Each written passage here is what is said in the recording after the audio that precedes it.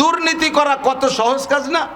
এ দুর্নীতিও vast হতে পারি না, তা তো বলে সেকেন্ড হয়েছে। কথা হলো কোনটাই ভাষ্ট হতে পারে না, সেকেন্ড হয়, থার্ড হয়, কোনো জায়গায় ফেলও করে। আমি বললাম তোরা যা কয়দিন খেলবি? কয় 7 দিন।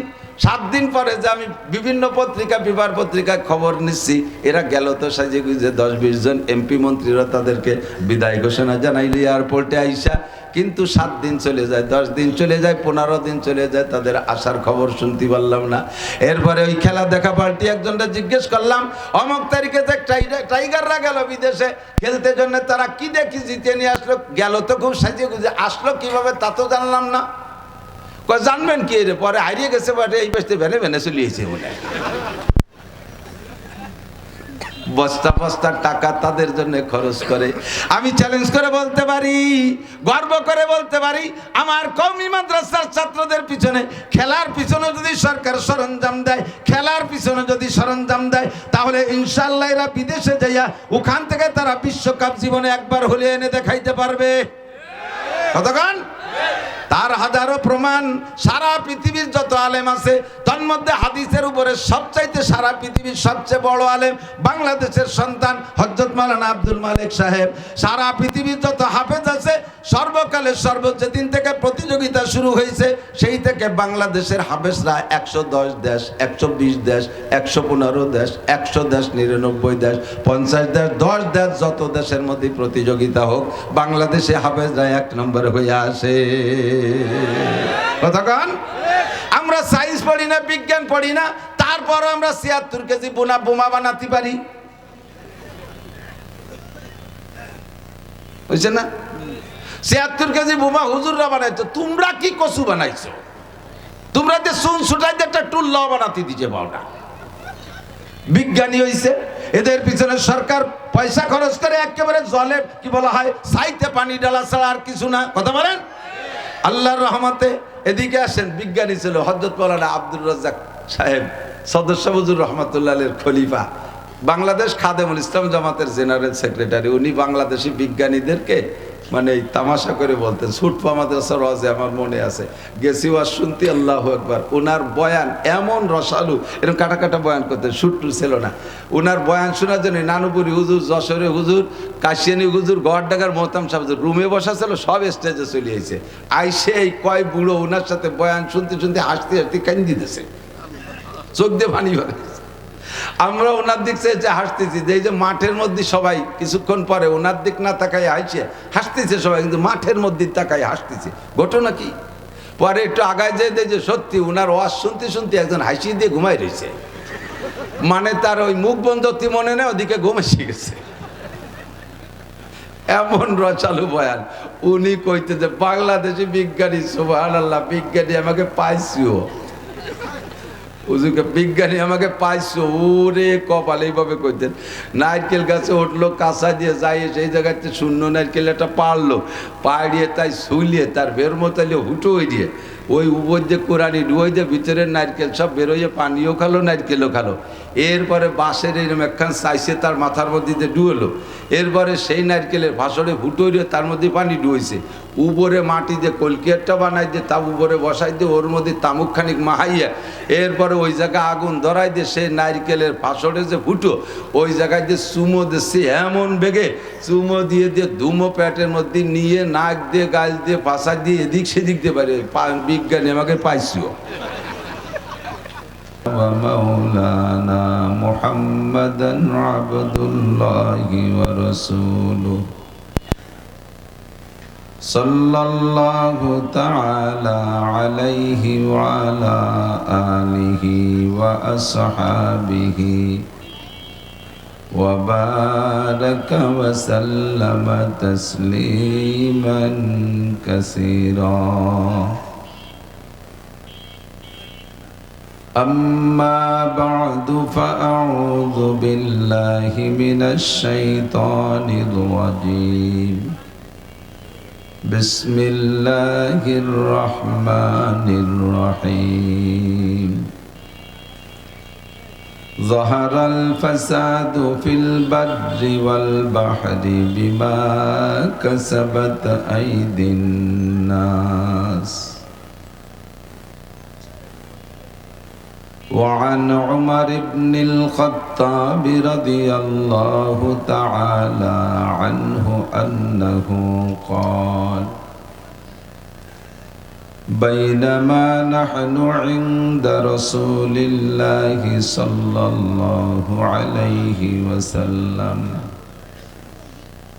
إذ طلع علينا رجل شديد بياض الثياب وشديد سواد الشعر لا يرى عليه أثر السفر ولا يعرفه منا أحد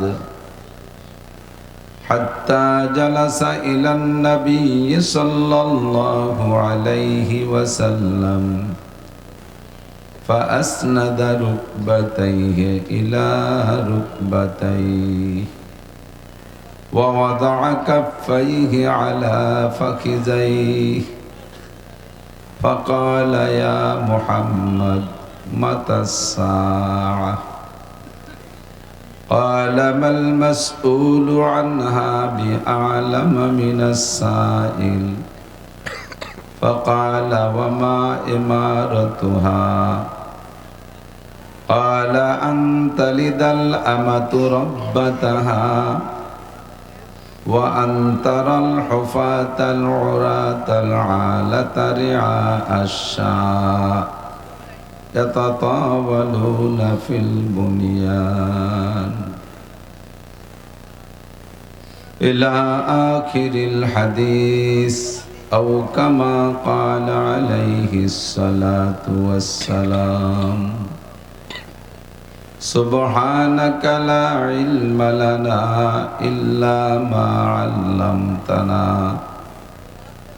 إنك أنت العليم الحكيم رب اشرح لي صدري ويسر لي أمري واحلل عقدة من لساني يفقه قولي رب زدني علما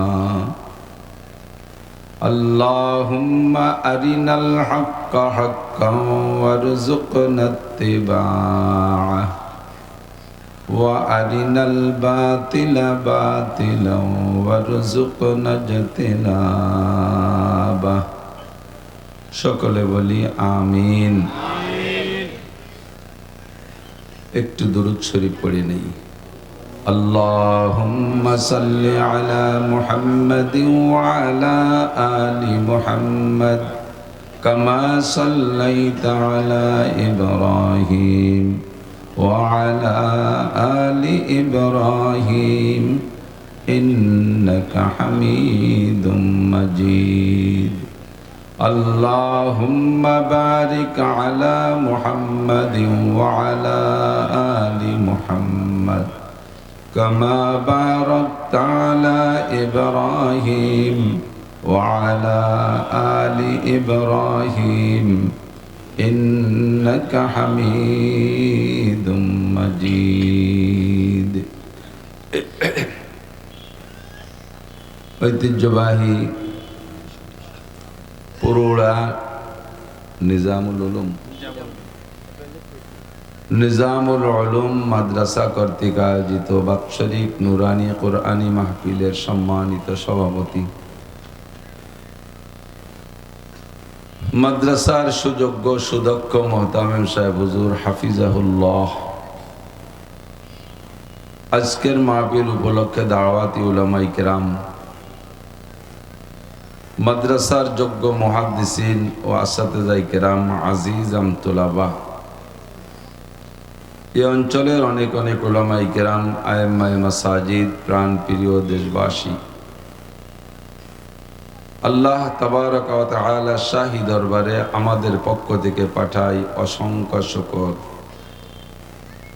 যে আল্লাহ পাক রব্বুল আলামিন এই অঞ্চলের লাখ লাখ মানুষের মধ্য থেকে বাছাই ছাঁটাই করে সাময়িক জান্নাতের বাগানে বসার মতো যোগ্য মনে করে, পছন্দ করে, ভালোবেসে আমাদেরকে ডেকে নিয়ে আসছেন। রব্বুল আলামিনের এই সুন্দর নির্বাচনে নির্বাচিত হতে পেরে সকলে শুকর আদায় করি আলহামদুলিল্লাহ। মাগরিবের পর থেকে ধারাবাহিক অনেক বয়ান শুনেছেন। আমার আগ পর্যন্ত সুলতানুল ওয়াইজিন মানে হলো সমস্ত বক্তাদের রাজা। সুলতান মানে রাজা।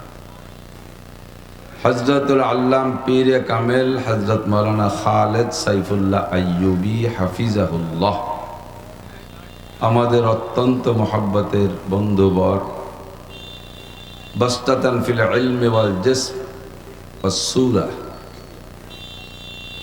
এলেম, আমল, সুরত, চেহারা, স্বাস্থ্য, কণ্ঠ সর্বদিক দিয়ে আল্লাহ তাআলা অনেক প্রশস্ততা দান করেছেন। সুললিত কণ্ঠের অধিকারী, সুমিষ্ট ভাষী, সাহেবে আমল, সাহেবে আখলাক, তার থেকে অনেক মূল্যবান কথা আল্লাহ পাক আমাদের শোনার তৌফিক দান করেছেন। পীর সাহেব হিসেবে তাকওয়ার উপরে বেশি বয়ান করেছেন। এটা পীর সাহেবদের অন্যতম একটা বয়ান, উম্মতের ভিতরে আল্লাহর ভয় তৈরি করা। আল্লাহ তাআলা তার এই বয়ান অনুযায়ী আমাদের সকলের অন্তরে আরশে আজিমের মালিক আল্লাহ পাকের ভয় পরিপূর্ণ তৈরি করার তৌফিক দান করে। আল্লাহ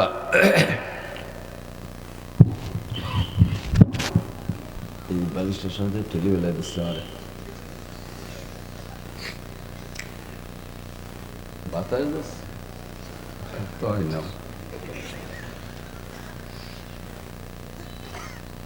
আল্লাহ ঘুম এসে গেছে আপনাদের। আল্লাহ পাক রব্বুল আলামিন সকলকে সব কথা বুঝা আমল করার তৌফিক দান করেন। মাঠে আসলে একজন মুরব্বীর কথা ভিতরে সাড়া দেয়। মাগরিবের পরে এক মুরব্বীর মাদ্রাসায় গিয়েছিলাম, তিনিও মারা গেছেন। হযরত মাওলানা নিজামউদ্দিন সাহেব আমাদের গোপালগঞ্জের একজন অনেক যোগ্য আলেম, বড় একটা মাদ্রাসার প্রতিষ্ঠাতা মুহতামিম, যার বয়ান শুনে বয়ান শিখেছি, এরকম যারা তাদের মধ্যে একজন তিনি। জিয়ারত করেছি, কবর, ইসালে সওয়াব করেছি, সূরা ইখলাস, সূরা ফাতিহা পড়ে তার জন্য সকলকে নিয়ে আমি দোয়া করে মুনাজাত করে ইসালে সওয়াব করে আসছি। আবার এসেছে আর একজন মুরব্বীর মাজারের কাছে, কবরের কাছে। এখানে এসেও হযরতের কথা বারবার মনে পড়তেছে। ছোট্ট ছোট্ট কথায় অনেক নসিহত করতেন। কয়েকবার আমাকে বলেছেন, বাবা আস্তে আস্তে কথা বলবা, অনেক দিন বলতে পারবা। আর এরকম বলনেওয়ালা মানুষ থাকতেছে না। কাব্বারানি মৌতুল কোবারা, ধীরে ধীরে মুরব্বীরা চলে যাচ্ছে আর আমরা মুরব্বী হচ্ছি। হঠাৎ করে শুনবে একদিন আমার মৃত্যু খবর, কেঁদে কেঁদে আসবে সবাই দিতে শুধু কবর। এমন একদিন আসবে যেদিন মানুষে আর আমাকে দাওয়াত দিতে যাবে না। খবর পেলে হয়তো মোহব্বত থাকলে সম্ভব হলে 2-3 মুঠ মাটি দিতে যাবে। আমরাও চলে যাব, কেউ থাকতে পারবে না। আমাদের প্রাণপ্রিয় আর একজন মুরব্বী অত্যন্ত অসুস্থ, হযরত মাওলানা হিলাল উদ্দিন সাহেব হাফিজাহুল্লাহ। আজকে শুনেছি তাকে হেলিকপ্টারে করে নাকি ডাক্তারের কাছে নিয়ে গেছে।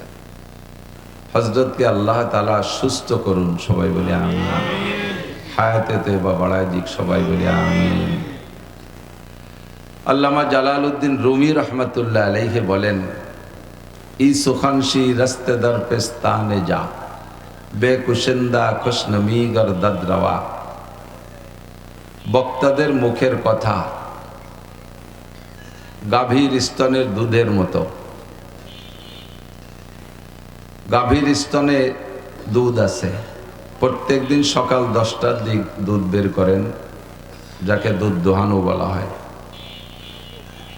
নির্দিষ্ট সময় যে দুধ দহন করা হয়, ওই সময়ের গাভীটাকে জবাই করে তার পেট ফাড়লে, স্তন ফাড়লে প্রত্যেক দিন তার যেই পরিমাণ দুধ হয়, 10 কেজি দুধ হয়, এইটা কিন্তু তার পেটের মধ্যে কোথাও প্যাকেট করা পাওয়া যাবে না। যাবে? 10 মিনিট আগেও ছিল না দুধ, 5 মিনিট আগেও ছিল না দুধ, 5 মিনিট পরে যখন দহন করতে যাবেন তখন তার স্তনের ভিতরে 10 কেজি দুধ কোত্থেকে আসে?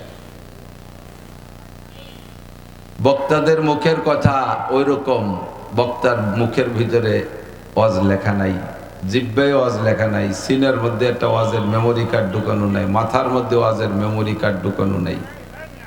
এখানে বসার পরে বক্তাদের মুখ থেকে কথা আসে। কোত্থেকে আসে? বক্তাদের সিনার ভিতরে একটা থন আছে, একটা স্তন আছে, সেই স্তনের ভিতরে দুধ জমা হয়, কথা জমা হয়। গাভীর বানে দুধ আসে কখন? যখন বাছুরে যে বানে জিহ্বা দিয়ে চাটা দেয় তখন দুধ আসে। কতক্ষণ? দোয়ানোর আগে পানাইতে হয় না? যখনই বাছুরে জিহ্বা দিয়ে টান দেয় তখনই আল্লাহ তাআলা তাৎক্ষণিক ওই মুহূর্তে দুধ তৈরি করে। কোত্থেকে করে? আর দুধ তৈরি করে কি মেশিন দিয়ে? কুন মেশিন দিয়ে। কি মেশিন? কুন, কাপ নুন পেশ কুন। কুন মেশিন মানে কাঠ কুন হইছে, কুন মেশিন না। ওয়া ইযা আরাদা শাইআন আইয়াকুলা লাহু কুন ফায়াকুন, যখন আল্লাহ পাক কোনো কিছু করার ইচ্ছা করেন তখন কুন শব্দ ব্যবহার করেন, ফায়াকুন সঙ্গে সঙ্গে হইয়া যায়। বাছুরে যখন বানে জিহ্বা দিয়ে চাটা শুরু করে, ওই বাছুরের রুজি রেখেছেন আল্লাহ পাক তার মায়ের স্তনের মধ্যে। যত প্রাণী আছে যারা খাদ্য খায় সকলের রুজির জিম্মাদারি কার কাছে? আল্লাহ। আমা মিন দাব্বাতিন ফিল আরদি ইল্লা আলাল্লাহি রিজকুহা, জমিনের মধ্যে যত প্রাণী আছে সকলের রিজিকের জিম্মাদারি আল্লাহর কাছে। নবজাতক দুধের বাচ্চা বাছুর শক্ত খাবার খাইতে পারে না, খড় খাইতে পারে না, ঘাস খাইতে পারে না। এজন্য রব্বুল আলামিন তার মায়ের স্তনের ভিতরে তার খাদ্যের ব্যবস্থা রেখেছে। যতক্ষণ পর্যন্ত গাভীর বানে বা বাছুরের জিহ্বা দিয়ে না চাটা দেয় অতক্ষণ পর্যন্ত স্তনে দুধ আসে না। তানাগিরিয়াদ কোদাকে হালওয়া ফুরুষ বাহারে বক্সা ইয়াসনমি আয়াদ ওয়াজোশ, তানাগিন্নাত তেফলে কায় জো সাদলাবান গর্নানা লাদ আবরো কায় খান্দাদ চামান। যতক্ষণ পর্যন্ত দুধের বাচ্চা টেটা করে না কাঁদে অতক্ষণ পর্যন্ত মায়ের স্তনে দুধ আসে না। বাচ্চায় যখন কান্নাকাটি করে তখন আরশে আজিমের মালিক মায়ের স্তনের মধ্যে দুধ তৈরি করে দেয় ওই বাচ্চাকে দুধ খাওয়ানোর জন্য। কারণ নবজাতক দুধের বাচ্চার জন্য দুনিয়ার কোনো শক্ত খাদ্য প্রযোজ্য নয়। রব্বুল আলামিন বাচ্চার রুচি সম্মত, স্বাস্থ্যসম্মত সব দিক দিয়ে পরিপূর্ণ কইরা মায়ের স্তন ভরে দুধ পাঠাইয়া দেয়। তেফলেরা গার না দেখি বার যায় শির, তেফলে মিসকিনরা আজানান মুর্দাগির। চার পারা কদরে তাকত বারে নে, বরজঈফা কদরে হিম্মত কারনে। নবজাতক দুধের বাচ্চা গোশত রুটি খাইতে পারে না, শক্ত খাবার খাইতে পারে না, দুধ ছাড়া বাঁচে না। এজন্য বাচ্চার কান্নার সাথে সাথে আল্লাহ মায়ের স্তনে দুধ ভরে দেয়। তেমনি দুধের বাছুর সেও দুধ ছাড়া বাঁচতে পারে না, তার রুজির জন্য আল্লাহ পাক তার মায়ের স্তনে দুধ ঢুকাইয়া দেয়। দুধটা আসে কখন? যখন বাছুরে জিহ্বা দিয়ে চাটা শুরু করে। কতক্ষণ? এবার বাছুরে যদি মায়ের স্তনে না চাইটা মুখ চাইটে দেয়, অথবা পেটে চাটা দেয়, অথবা পাছা চাইটে দেয়, দুধ আসবে? কোন জায়গা চাটতে হবে? বানেই চাটতে হবে। কতক্ষণ? Same quality. বক্তারা এখানে বসে সিনের মধ্যে ওয়াজ বস্তা ভরা নাই, মাথার মধ্যে বয়ান লেখা নাই, জিহ্বার মধ্যে ওয়াজ লেখা নাই। এ জায়গা বসার পরে আসমান থেকে মাথার মধ্যে বক্তাদের মাথার মধ্যে ওয়াজ আসবে। ওয়াজটা আসবে কখন? যখন শ্রোতারা বাছুরের মতো বক্তার দিক অন্তর জিহ্বেদের চাটা শুরু করবে তখন। এই মুহূর্তে যদি শ্রোতারা বক্তার দিকে অন্তর জিহ্বেদে না চাইটা বাদামে চাটা দেয়, চানাচুরি চাটা দেয়, পানে চাটা দেয়, তাহলে বাছুরে যেমন মায়ের গা আর পাছা আর পেট চাটলে দুধ আসবে না, ওই রকম এখানেও দুধ আসবে না।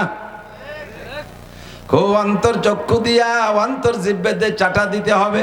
তাই আল্লামা রুমি রহমাতুল্লাহ আলাইহি বলেন, ইসু খানশি রাস্তে দর পেস্তানে যা বেকুশেন্দা খুশনমি গরদাদ রওয়া মুস্তামে চু তৃষ্ণাবা জোয়েন্দা সুদ ওয়াইজার মুর্দা বুয়াদ গোয়েন্দা সুদ মুস্তামে চু তাজা আয়াদ বেমালাল সাজ্জাবা গরদাদ বাগুপ্তান গুঙ্গুলাল। শ্রোতারা যখন আগ্রহের সাথে কথা শুনতে চাতকের মতো তাকাই থাকবে, আর সে আজিমের মালিক উপর থেকে কথা শিখাইয়া দিবে। বক্তার আওয়াজ করে, হাত নাড়ে না, হাত প্রত্যেকে কথার সিস্টেম এইটা, একটু হাই হুই কইয়েন। এবার বালিশটা বড় হয়ে যায়, আবার তো কাজ করে দিতে হয় নাকি মাজার দ্বারে। ঠিক আছে, আল্লাহ অন্তর্জীব চক্ষু দিয়া অন্তর্জীবে দিয়ে চাটা না দেওয়া পর্যন্ত উপর থেকে বয়ান সকলে শোনার জন্য আগ্রহ আছেন তো? পুরুরা মাদ্রাসার বয়ান সারা বছর ধরে আপনারা অপেক্ষা করেন, এখানে বয়ান হবে। আগে তো সারা রাত হতো মনে হয়, এখন সেটা কমে চলে আসছে। সারা রাত বয়ান যে জায়গা হয় তাকে সমালোচনা হবে বিদায় আমি বলি না, তবে সারা রাত আল্লাহ রসুল মাগরিবেতে ফজর পর্যন্ত বসে বসে উম্মতকে বয়ান করছে, এরকম মনে হয় একটা ইতিহাস নাই। ফজরবাদ আর মাগরিববাদ বয়ান করতেন বেশিরভাগ। এই দুইটি হলো বয়ানের মূল সুন্নাত। সুন্নত যতক্ষণ ঠিক থাকবে অতক্ষণ পর্যন্ত সুন্নতের থেকে হিদায়ত পাওয়া যাবে। সুন্নত যখন গড়বিল হয়ে যাবে, ওর মধ্যে ভেজাল শুরু হয়ে যাবে, তখন সে জায়গা থেকে ফায়দাও পাওয়া যাবে না। আল্লাহ তাআলা আমাদেরকে ফায়দা নসিব করে, সবাই বলি আমিন। আল্লাহু আকবার। দুনিয়ায় শান্তি চাই, সকলেই চাই, চাই কিনা? অশান্তি কেউ চান? অশান্তি কেউ চাই না। শান্তি সবাই চাই, তবে শান্তি কোথায় গেলে পাই সেই জায়গাটা আমরা যাইতে এখনো সক্ষম হই না, ভুলের উপরে ঘুরতেছি। আল্লাহ পাক রব্বুল আলামিন আমাদের সকলের শান্তির সুব্যবস্থা করে, সবাই বলি আমিন। বাতাস আসতেছে, এই যে এইটুকু গিরে দেওয়া উচিত ছিল। আল্লাহ, গত শুক্রবারে ভূমিকম্প হয়েছে নাকি? এই আগের শুক্রবার এদিকে হয়েছে নাকি? আমি তো খালি আমাদের ওইদিক হয়েছে, পুরো বাংলাদেশ হয়েছে না? ভূমিকম্পের কারণ কি? সদস্য হুজুর রহমাতুল্লাহ আলাইহির ছোট্ট একটা বই আছে লেখা, বইটার নাম প্রলয়ঙ্কারী ঘূর্ণিঝড়ের কারণ কি। বইটার নাম প্রলয়ঙ্কারী ঘূর্ণিঝড়ের কারণ কি, এই বলে বইটার নাম দেশে। ছোট্ট মনে 8-10 পাতার ভিতরে লিখছে, ছোট্ট একটা বই, 10 টাকা করে। একসময় আমার সাথে মজিবার দারোগা থাকতো, উনি বইগুলো বিক্রি করত।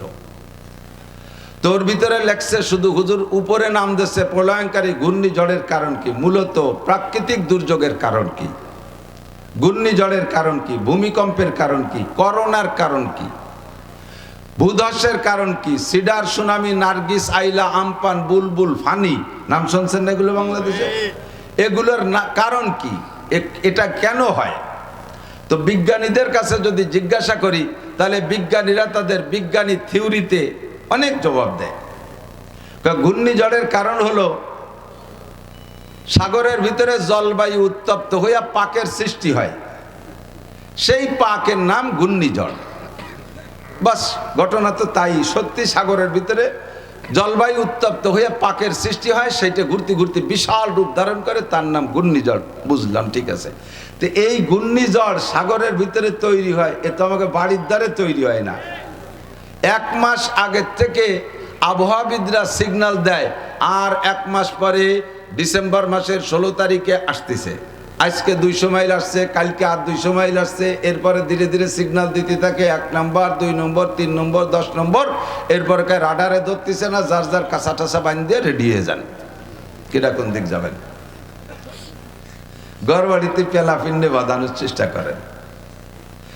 এই ঘূর্ণিঝড় 5000-7000 কিলোমিটার দক্ষিণে সাগরের ভিতরে তৈরি হলো, হলো জলবায়ু উত্তপ্ত হয়ে তৈরি হলো সারা দুনিয়ার নদ নদী সাগর খাল বিলের পানি সব দক্ষিণ দিক গড়ায়।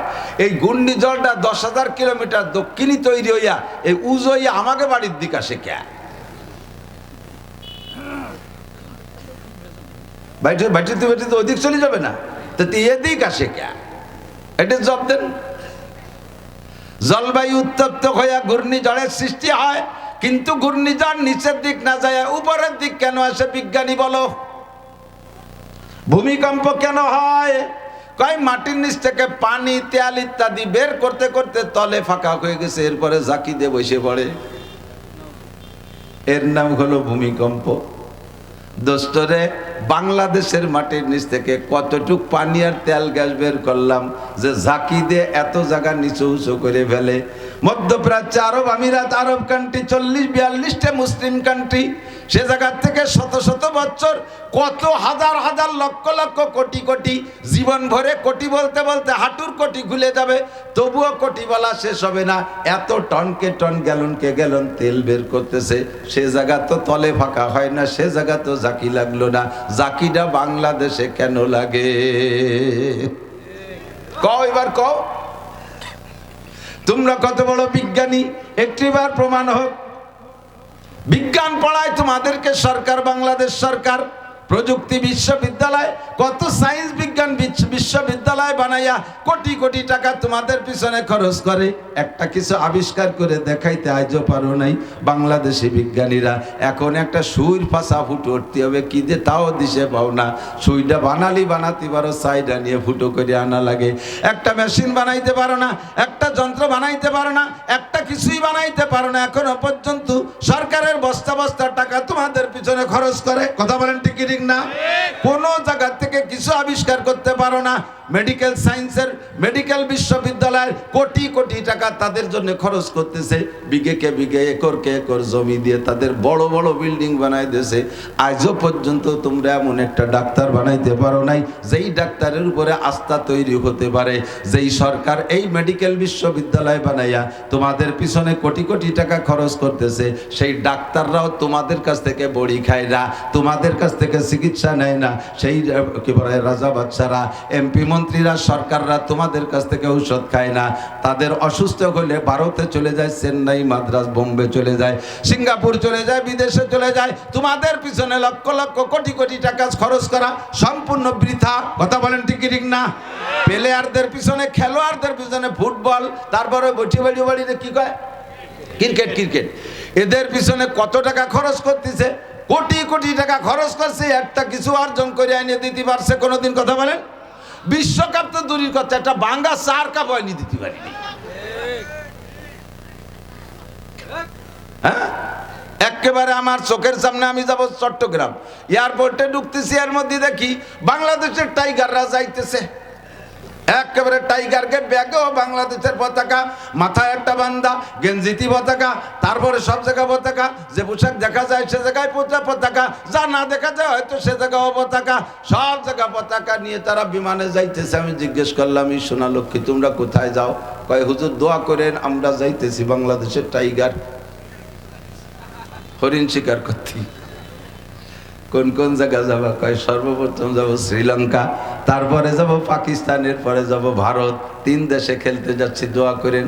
আমি কলাম জীবনে কোনোদিন তোদের জন্য দোয়া করি নাই, আজকে একটু দোয়া করলাম যেন তোরা জিতে আসতে পারিস। কয় হুজুর খেলার পক্ষে দোয়া করলেন? খেলা না, ওরা যা পারে লাইচোলা তৈরি আসলে জিতে আসুক। কোন জায়গায় কিছুতে জিততে পারে না। দুর্নীতি করা কত সহজ কাজ না? এ দুর্নীতি তুইও ফার্স্ট হতে পারি না, তাতে বলে সেকেন্ড হয়েছে।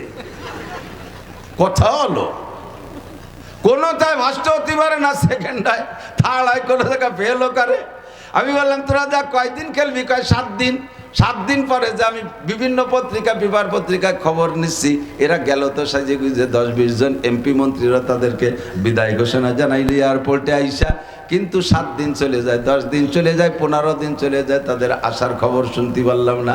এরপরে ওই খেলা দেখা পাল্টি একজনটা জিজ্ঞেস করলাম, অমুক তারিখে যে টাইগাররা গেল বিদেশে খেলতে জন্য, তারা কি দেখি জিতে নিয়ে আসলো? গেল তো খুব সাজিয়ে গুজে, আসলো কিভাবে তা তো জানলাম না। জানবেন কি রে, পরে হারিয়ে গেছে, পরে এই বেসতে ভেনে ভেনে চলিয়েছে বলে। বস্তা বস্তা টাকা তাদের জন্য খরচ করে।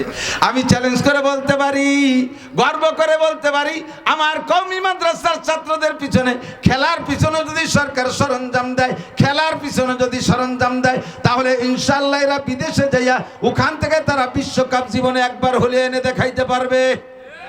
কতক্ষণ? তার হাজারো প্রমাণ। সারা পৃথিবীর যত আলেম আছে, তার মধ্যে হাদিসের উপরে সবচাইতে সারা পৃথিবীর সবচেয়ে বড় আলেম বাংলাদেশের সন্তান হযরত মাওলানা আব্দুল মালিক সাহেব। সারা পৃথিবীর যত হাফেজ আছে, সর্বকালের সর্বোচ্চ দিন থেকে প্রতিযোগিতা শুরু হয়েছে, সেই থেকে বাংলাদেশের হাফেজরা 110 দেশ, 120 দেশ, 115 দেশ, 100 দেশ, 99 দেশ, 50 দেশ, 10 দেশ, যত দেশের মধ্যে প্রতিযোগিতা হোক, বাংলাদেশে হাফেজরা 1 নম্বরে হয়ে আসে।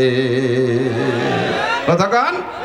আমরা সায়েন্স পড়ি না, বিজ্ঞান পড়ি না, তারপরও আমরা 76 কেজি বোমা বানাতে পারি। বুঝছে না? 76 কেজি বোমা হুজুররা বানাইছো, তোমরা কি কচু বানাইছো? তোমরা যে সুন ছুটাইতে একটা টুল্লাও বানাতে দিতে পাও না। বিজ্ঞানী হইছে, এদের পিছনে সরকার পয়সা খরচ করে একেবারে জলে কি বলা হয়, সাইতে পানি ডালা ছাড়া আর কিছু না। কথা বলেন?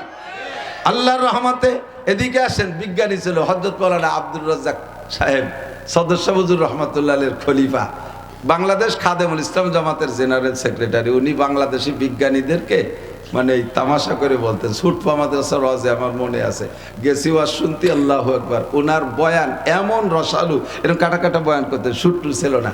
ওনার বয়ান শোনার জন্য নানুপুরি হুজুর, যশোরে হুজুর, কাশিয়ানি হুজুর, গড়ডাঙ্গার মোহতাম সাহেব হুজুর রুমে বসা ছিল, সব স্টেজে চলে আইছে।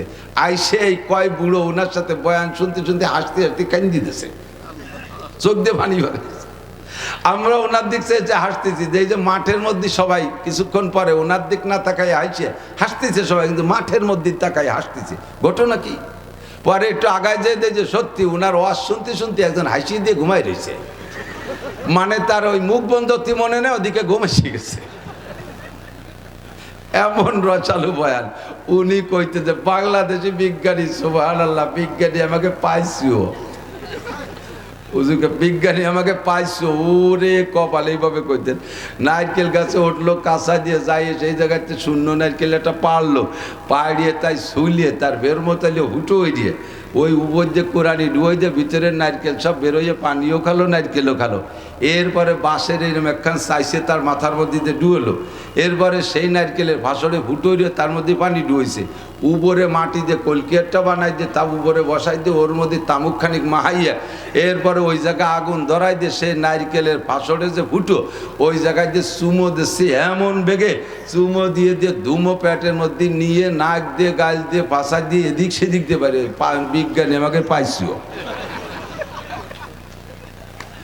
তোমার কাছে জিজ্ঞাসা করলে বিজ্ঞানী আমাকে পাইছো। ভূমিকম্প হয় কেন এই বলবা, ঘূর্ণিঝড় হয় কেন ওই বলবা, করোনা হয় কেন এটা আরেকটা বলবা, মূল কারণ কোথায় সে জায়গা কেউ হাত আজও দিতে পারো নাই। কথা বলেন ঠিক না? মূল কারণ হলো আল্লাহ পাক রব্বুল আলামিন বলেন, যাহারাল ফাসাদু ফিল বাররি ওয়াল বাহরি বিমা কাসাবাত আইদিন নাস। জলে আর স্থলে, আসমানে আর জমিনে, ব্যক্তিগত জীবনে, পারিবারিক জীবনে, সামাজিক জীবনে, অর্থনৈতিক জীবনে, আন্তর্জাতিক জীবনে, রাজনৈতিক জীবনে যত পদস্খলন, যত আপদ বিপদ, যত বালা মুসিবত, যত গজব আযাব আছে, সবগুলো এই সমস্তগুলো যত প্রাকৃতিক দুর্যোগ আছে, সবগুলো আসার কারণ হলো বিমা কাসাবাত আইদিন নাস। এগুলো সবই তোমাদের কর্মফল। ঘূর্ণিঝড় কেন হবে? যদি ঘূর্ণিঝড় হয় তো সাগরের মধ্যে তৈরি হয়ে ওই দিক চলে যাবে, এদিক কেন আসবে? কথা বলেন।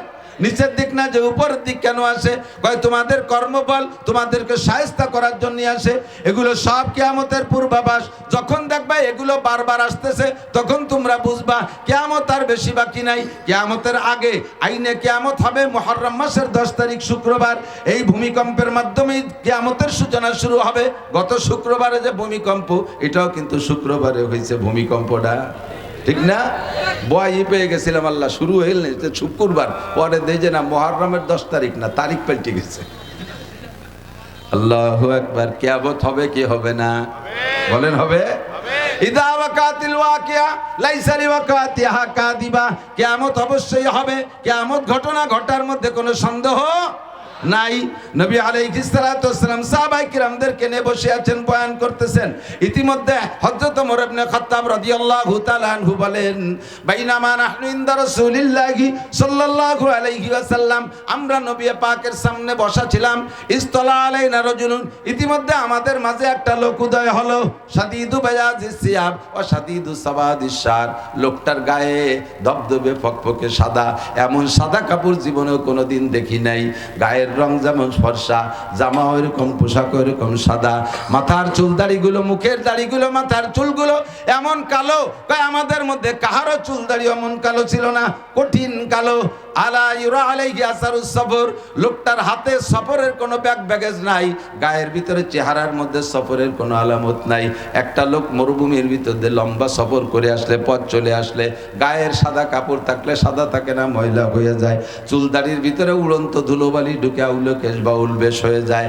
লম্বা পথ সফরে গেলে সফরের কিছু সামান ব্যাগ ট্যাগ থাকে, কোনো কিছু তার ভিতরে নাই। এই লোকটাকে আমরা কেউ চিনি না, লা ইয়ারিফুহু মিন্না আহাদুন, আমরা কেউ তারে চিনি না। লোকটা মাঠের, আমরা যেখানে বসে বয়ান শুনতেছি, পিছনে এসে দাঁড়াইলেন। পিছনে এসে দাঁড়ায়ও জায়গা, অনেক জায়গা থাকা সত্ত্বেও পিছনে বসলেন না, উকি মারে দেখতেছে বসার মাঝখানে বা সামনে কোনো জায়গা আছে নাকি। ওই লোকটা গলা উঁচিয়ে দেখেন নবী আলাইহিস সালামের সামনে সবচাইতে নিকটে বসা সিদ্দিক আকবর, আবু বকর, এই দুইজনের মাঝখানে একটা মাত্র সিট খালি আছে। হাত ঢুকে ফাড়তে হাত্তা জালাসা ইলা নবী সাল্লাল্লাহু আলাইহি সাল্লাম, সামনের পর আইসা হুজুরের সামনে একেবারে বরাবর বসে গেলেন। বসার টেনশনটা ছিল, ফাসনাদা রুকবাতাইহি ইলা রুকবাতাইহি, ওনার হাঁটু দুটো হুজুরের হাঁটুর সাথে মিশিয়ে দিলেন। ওয়াজা কাফাইহা আলা ফাকিজাইহি, হাত দুইটা রানের উপরে রাখলেন। মুফাসসিরিন মুহাক্কিকিনরা বলেন নিজের রানের পরও রাখতে পারেন অথবা হুজুরের রানের পরও রাখতে পারেন, এটা বসার আদব।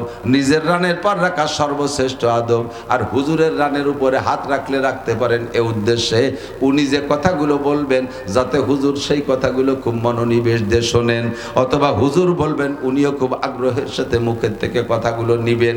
এই জন্যে দুইজনের ভিতরে তাল্লুক আর সম্পর্ক গড়ার জন্য হুজুরের রানের পরও হাত দিয়ে বসতে পারেন। এরপরে বৈশা লোকটা ভদ্রতার সাথে জিজ্ঞাসা শুরু করলেন। চারটি জিজ্ঞাসা, তিনটি বলার আমি ওদিকে যাব না। চতুর্থ নম্বর জিজ্ঞাসাটা আমি হাদিসের অংশ শেষ বের করে পড়েছি। চতুর্থ নম্বর অংশ জিজ্ঞাসা করেছেন, ইয়া রাসূলুল্লাহ মাতা সাহ, হুজুর কিয়ামত কবে হবে? আপনার আগে যত নবী রাসূল চলে গেছে আমি তাদেরকে বলেছি আপনারা বর্তমানে দুনিয়া আছেন, একদিন দুনিয়া থাকবে না, দুনিয়াটা ধ্বংস হয়ে যাবে। এ দুনিয়া ধ্বংসের মধ্যে কোনো সন্দেহ নাই। ইদা ওয়াকাতিল ওয়াকিয়া লাইসা লিওয়াকাতিহা কাযিবা, দুনিয়া ধ্বংস হবে, কিয়ামত হবে, এর মধ্যে কোনো সন্দেহ। আমি সব নবীকে বলার পরে নবীরা বলতেন আমাকে জিবরাইল মাতাসা কিয়ামত কবে হবে? আমি তো তা বলতে পারি না, কারণ আল্লাহ পাক নিজেই বলেছেন ইন্নাল্লাহা ইনদাহু ইলমুস সাআ, পাঁচটা জিনিস আল্লাহ পাক হাতে রেখেছেন। হাজারো জ্ঞান মানুষকে দিয়েছেন, পাঁচটা জিনিস আল্লাহ হাতে রেখেছেন। এক নম্বরে ইন্নাল্লাহা ইনদাহু ইলমুস সাআ, কিয়ামত কবে হবে, ধ্বংস কবে হবে, এইটা কেউরে আল্লাহ জানাই নাই, কোন নবী রাসূলকেও জানাই নাই, আমি জিবরাইলকেও বলে নাই। কিয়ামত কবে হবে, যে ইসরাফিলের সিংহার বুকে দুনিয়া ধ্বংস হবে, সেই ইসরাফিল আলাইহিস সালামকে কোনো সাল তারিখ বলে দেওয়া হয় নাই। ইন্নাল্লাহা ইনদাহু ইলমুস সাআ, কিয়ামতের তারিখ আল্লাহই জানে। ওগো নবী, আমি কোন নবীরে বলতে পারি নাই। আপনি কিছুদিন আগে মেরাজে গিয়েছিলেন, আল্লাহ পাকের সামনে বসে অনেক গোপন তথ্য সংগ্রহ করে নিয়ে আসছেন। আপনি কি জানেন মাতা সাআ, কিয়ামত কবে হবে?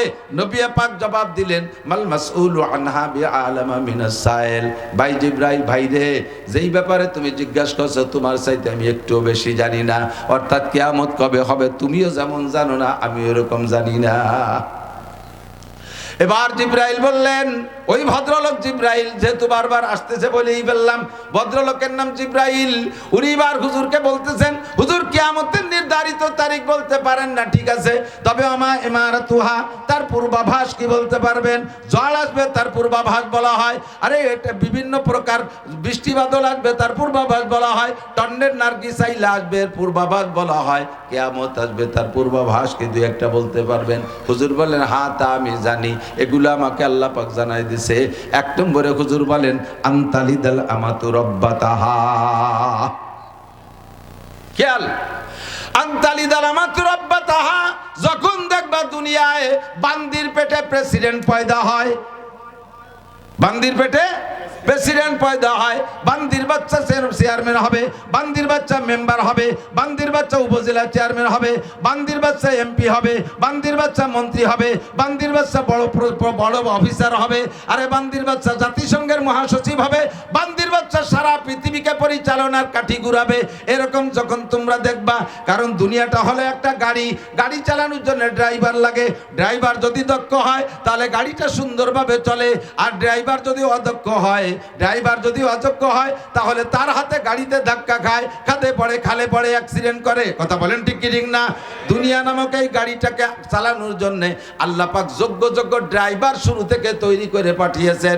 সর্বপ্রথম ড্রাইভার আদম আলাইহিস সালাম, এরপরে ড্রাইভার শীস আলাইহিস সালাম, তারপরে মাহলাইল আলাইহিস সালাম, তারপরে ইদ্রিস আলাইহিস সালাম, তারপরে নূহ আলাইহিস সালাম, এরপরে ইব্রাহিম আলাইহিস সালাম, এরপরে ইসমাইল আলাইহিস সালাম, এরপরে ইসহাক আলাইহিস সালাম, ইয়াকুব আলাইহিস সালাম, ইউসুফ আলাইহিস সালাম, সুলাইমান দাউদ, মুসা আলাইহিস সালাম, দাউদ আলাইহিস সালাম, সুলাইমান আলাইহিস সালাম, ইদ্রিস আলাইহিস সালাম, কি বলে সুলাইমান আলাইহিস সালাম, এরপরে হযরত ঈসা আলাইহিস সালাতু ওয়াস সালাম, আখেরি ড্রাইভার নবুয়তের সিরিয়ালে মুহাম্মদুর রাসূলুল্লাহ সাল্লাল্লাহু আলাইহি ওয়াসাল্লাম। এই সমস্ত ড্রাইভারকে আল্লাহ পাক আরশে আজিমে বসাইয়া রূহের জগতে প্রশিক্ষণ দিয়া দুনিয়া চালানোর জন্য পাঠিয়েছেন।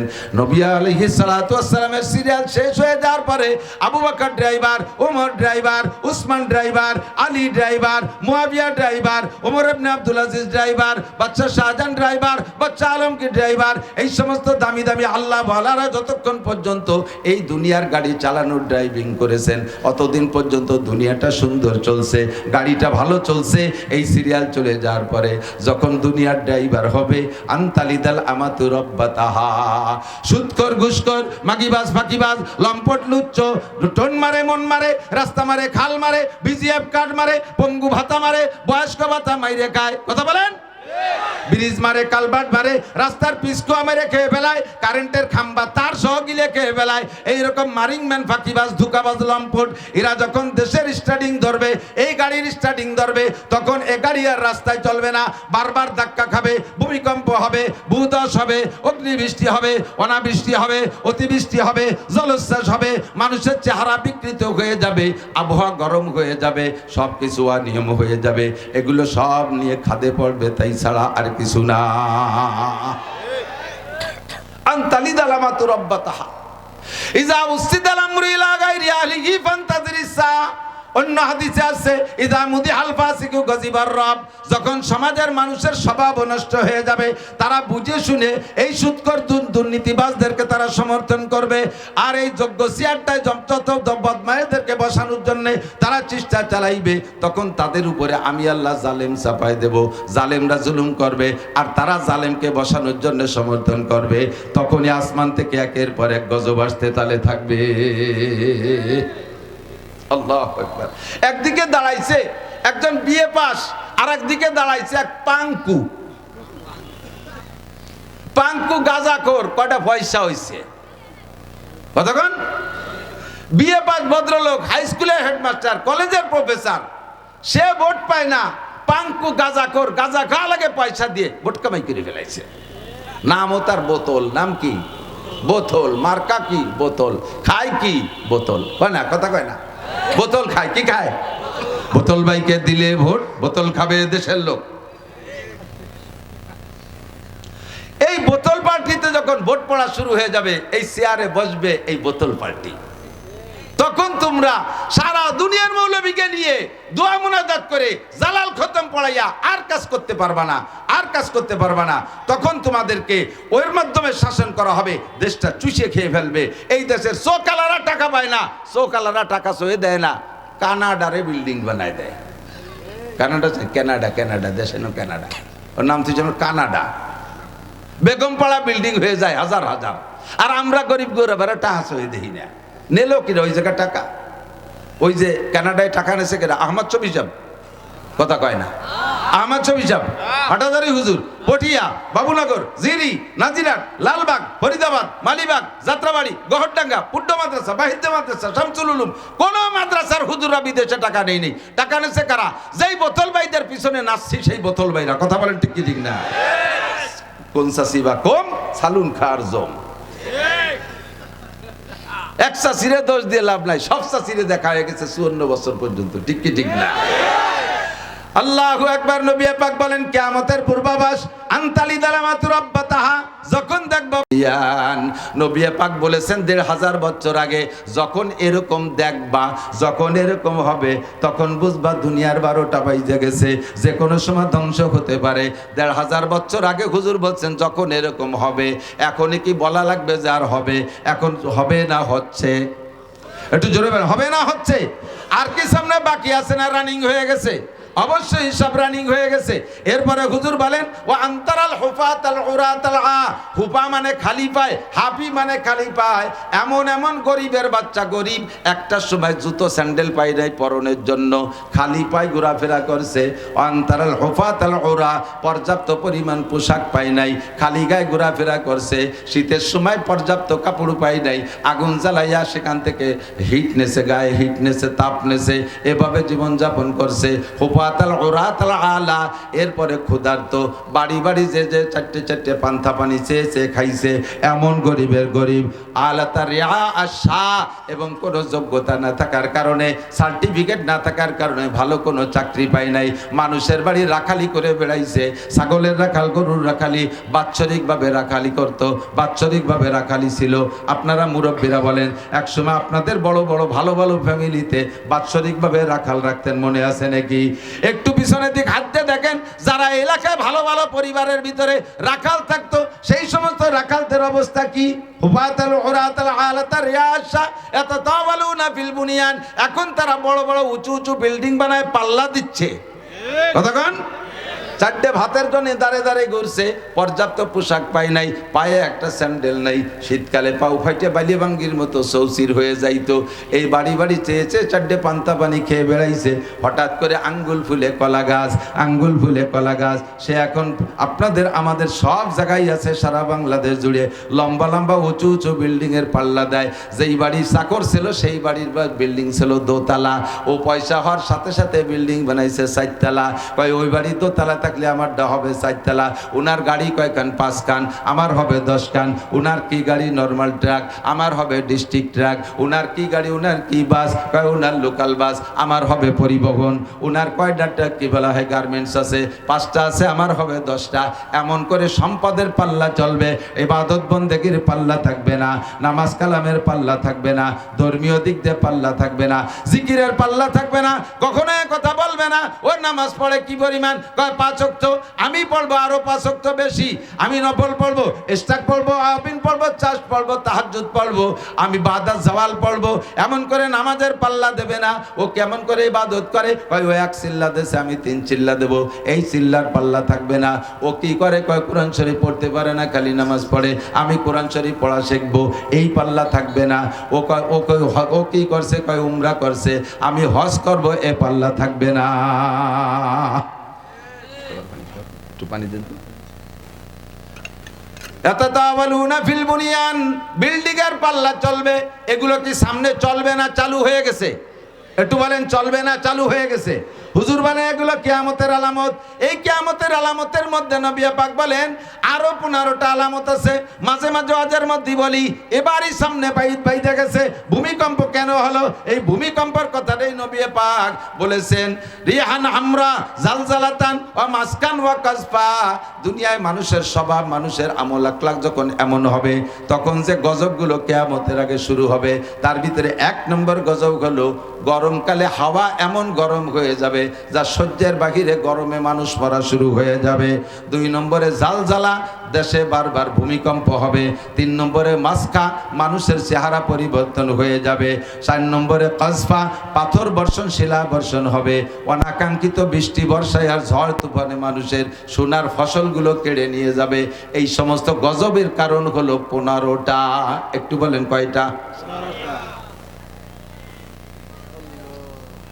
কষ্ট হচ্ছে? আল্লাহ 15টার ভিতরে 1 নম্বর হুজুর বলেন ইজাত্তু কিজাল ফাই উদাওয়ালা। যখন দুনিয়ার মানুষ, কোন দেশের মানুষ ইজাত্তু কিজাল ফাই ফাই উদাওয়ালা, যুদ্ধে বিজয়ী সম্পদ, আমার দিক, যুদ্ধে বিজয়ী সম্পদকে যখন নিজের দৌলত মনে করবে। বাংলাদেশকে স্বাধীনের পর থেকে আমাদের যত দ্বন্দ্ব ওই একটা জায়গায় দেখতেছি, গজবের কারণ, ভূমিকম্পের কারণ, এইটাই একটা কারণ। এক নাম্বার, ইজাত্তু খিজাল ফাই উদাওয়ালা, যুদ্ধে বিজয়ী সম্পদকে নিজের সম্পদ মনে করে কামড়া কামড়ি। এক দল কয় আমরা স্বাধীন করছি, আর এক দল কয় আমরা ঘোষণা দিছি। এই স্বাধীনের ঘোষণা নিয়ে দুই দলের কামড়া কামড়িতে সারা বাংলাদেশের 18 কোটি মানুষ অস্থির। ভূমিকম্প কেন হয়? যত দোষ নন্দ ঘোষ মৌলবীকে উপরে দোষ কয়। আগে এত হুজুরও ছিল না, এত আজাব গজবও ছিল না, তাই কি হুজুর বাইজে আজাব গজব বাড়াইছে নাকি? এই কথাটা ফিরাউনি কথা। এই কথাটা কি কথা? ফিরাউন 300 বছর পর্যন্ত রাজত্ব চালাইছে, মাতুবাড়ি করছে, এর ভিতরে কোনো আযাব গজব আসে নাই। 300 বছরের মাথায় যে যখন মুসা আলাইহিস সালাম নবী হয়ে আসছে, তখন মুসা আলাইহিস সালাম যখন তারে কলেমার দাওয়াত দিয়েছে, কুল লা ইলাহা ইল্লাল্লাহু মুসা কালিমুল্লাহ, তখন ফিরাউন কা আনা রাব্বুকুমুল আলা, আমি আবার কোন আল্লাহরে আল্লাহ মানবো, আমি তো সবচেয়ে বড় রব। বলার সাথে সাথে আল্লাহ পাক আয়াতে 9 একে একে 9টা গজব তার উপরে চাপাই দিয়েছে। 1 নম্বর গজব হলো একই এলাকায় একই মিশরে বসবাস। মুসা আলাইহিস সালামের কওমের নাম বনি ইসরাইল, তারা যে এলাকায় থাকে ওই এলাকার মধ্যে কোনো ফিরাউনের কওম নাই, তার নাম হলো কিপ্তি। আর ফিরাউনের কওম যে জায়গা, সেই কিপ্তির এলাকা আলাদা। একই এলাকায় একই গ্রামে একই শহরে থাকে। মুসা আলাইহিস সালামের কওমের সব পানি পানি আছে, ফিরাউনের কওমের সব পানি রক্ত হয়ে গেছে। এমন রক্ত, জমাট বাঁধা রক্ত খাতি পারে না। পানি না থাকলে কি মানুষ বাঁচে নাকি? এখন ফিরাউনের কাছে আইসা, ওর উম্মতরা আইসা কাছে, খোদা তাল্লাহ, মুসার এলাকার পানি তো পানি আছে, তো তোমারে আমরা ক্ষুদা মানি, তোমার এলাকার পানি তো রক্ত হয়ে গেছে, বাঁচার উপায় কি? কয় যে কি করি, কদি দাঁড়া দিই, যাক আমি চেষ্টা করতেছি।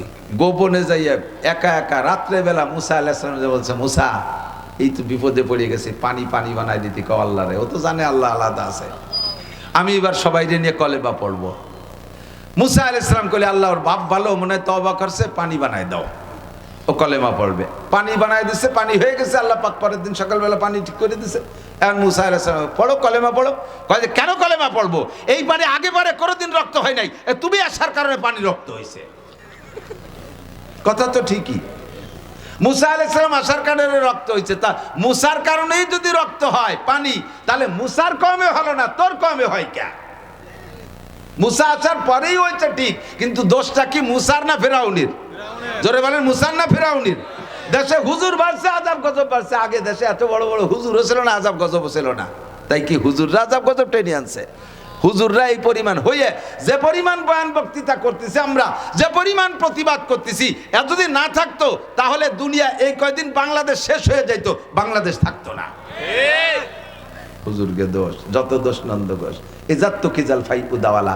আমরা কোনো হুজুর এদেশে ওইভাবে নিয়ে কামলা কামলি করি না, বলি না যে এটা আমরা করছি, এটা আমরা করছি, ওটা আমরা করছি। হ্যাঁ, বললে আমরাই বলতে পারি, এই উপমহাদেশ থেকে ইংরেজকে তাড়ানোর যে আন্দোলন, এটা উলামায়ে কেরামই সর্বপ্রথম শুরু করেছে। উলামায়ে কেরামের আন্দোলনে এই দেশ স্বাধীন হয়েছে, এই এশিয়া মহাদেশ ধরে স্বাধীন হয়েছে। নইলে আজও পর্যন্ত ইংরেজের গোলামি করা লাগতো, আর বাংলাদেশের নির্বাচন করানো লাগতো না, এদেশের প্রেসিডেন্ট প্রধানমন্ত্রী হওয়া লাগতো না। স্বাধীনতা যুদ্ধ করে লাস্টে পাকিস্তানের থেকে যুদ্ধ হইয়া সেইটার নাম স্বাধীনতা, আবার আর একটা স্বাধীনতা। ও দোস্ত, এই বাংলার জমিনের থেকে, এই উপমহাদেশ থেকে ইংরেজকে তাড়ানোর আন্দোলন উলামায়ে কেরামই করেছে, ঠিক কি ঠিক না?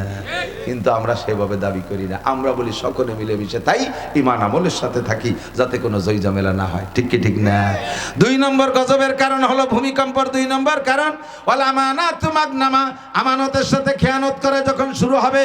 ওয়ার্ল্ডের আমানত মেম্বার খেয়ানত করে, ইউনিয়নের আমানত চেয়ারম্যান খেয়ানত করে, এদিক তো করে না।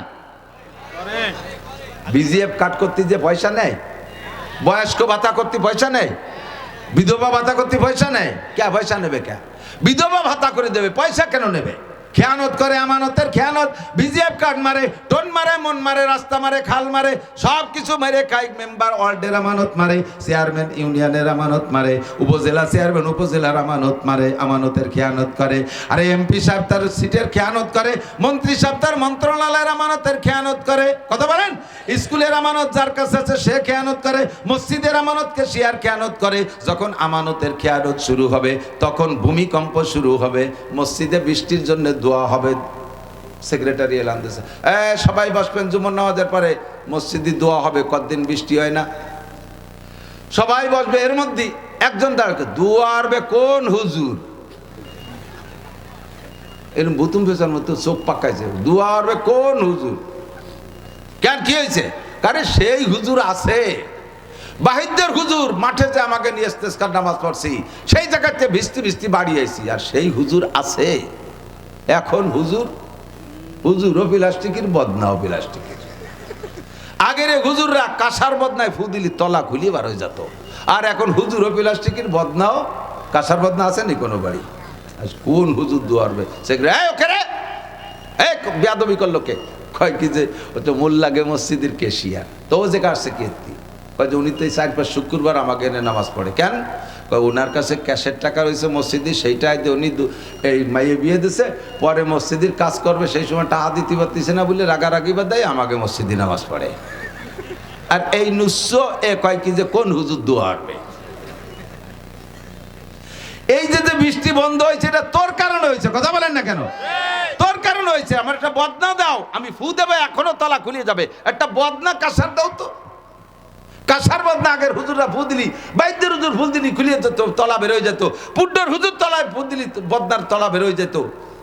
আর এক হুজুর ফু দিলি, তলা বেরোয়। এখন আমি ফু দেবো, তলা না খুললি পারে এই জায়গার থেকে এই পুড্ডরতে বাড়ি যাবো না। বদনাটা দাও তো, বদনাটা আমারে দাও তো। বদনাই তো প্লাস্টিকের, কাঁসার একটা বদনা দাও। কোন বাড়ি সুদ না আছে? সুদখোর, ঘুষখোর, বেড়া, ক্যাডামস, কারিতাস, বিআরডিবি, শনিবার, চাকরণী চক্র, আশা, প্রশিকা, গ্রামীণ ব্যাংক, বেপরদা, বেনামাজি, কোন বাড়ি না আছে? বদনাটা কাঁসার কোন বাড়ি আছে? সব বাড়ি তো প্লাস্টিক। ফু দেবো কারে? তনহমা সুদ্দাক দাক পুম্বা কুজা কুজানে হাম, তনহমা সুদ্দাক দাক পুম্বা কুজা কুজানে হাম, এক দিলে মন সদারেজু দিল বা কুজা কুজানে হাম, এক দিলে মন সদারেজু দিল বা কুজা কুজানে হাম। সারা গা ক্ষত বিক্ষত, ঔষধ লাগাবো কোন জায়গায়? দাইয়ে পেয়ে বুড়ির ভাষায়াত, দাইয়ে ভাইয়ে বুড়ির ভাষায়াত। এক জায়গায় কয় সেমনি বসে বসে গল্প হচ্ছে, ওর মধ্যে এক বুড়ি আছে, কেটা যেন বাইশ আসছে, তাতে গন্ধ। সবাই দোষ দিয়ে, তুই দিছিস, তুই দিছিস, সবাই ঠেলাঠেলি হয়ে, কেউ দেই নেই। লাস্টে কয় বুড়ি দেশে। আর বুড়ি তো আর ঝগড়া হতে পারতেছে না, বুড়িরই অজু বানানো লাগলো, অথচ বাদ দেশে আর একজন।